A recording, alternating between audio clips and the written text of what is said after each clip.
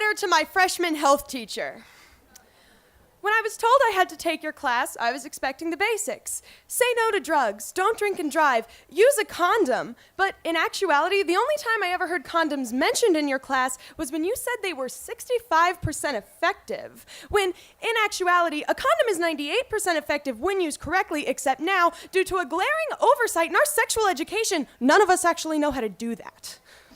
You know, there were a lot of things I was hoping I was going to learn, but you seem to think that they were better left unsaid because, after all, it's not information we'd be needing since we'd be abstaining, right? And in place of the things you weren't saying, you were saying things that made me a little uneasy, like that one time that you said women don't orgasm at all. And the more I listened, the more I started to realize that the things you were saying just perpetuated this patriarchal premise that only men get to enjoy sex while women can merely tolerate it. But here's the thing. Our bodies are not yours to turn into battlegrounds. We have scars cut deep enough into us already without your notions of who we need to be carving plastic dolls out of us. And Coach Jarman, considering the fact that you've been wearing the same Cheeto dust-stained sweatpants all week long, I think you have more things to worry about than whether or not girls masturbate. You ought to be worried about why I have to write this poem about my fucking sex ed class, no pun intended, in the first place.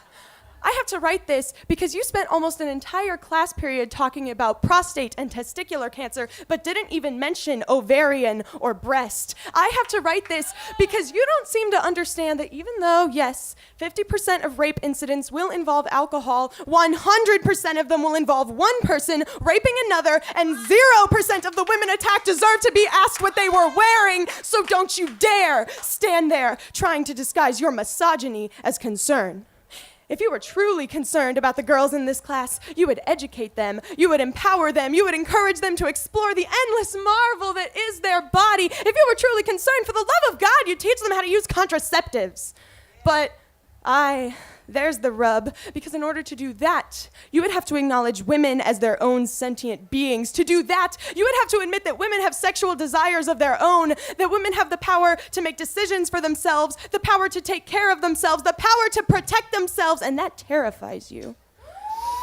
It terrifies you because you know that deep down, women are not your own sexual, political, or religious propaganda. Women are not afraid to unleash their voices into the sky, howling through mouthfuls of blood. Women are not punchlines.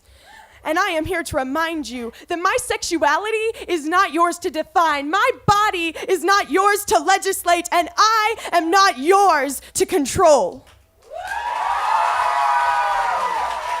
Rachel Carroll. As you can see, this is a rather competitive evening, and we're just getting started. We're almost through this round, though. 9.2, 9.3.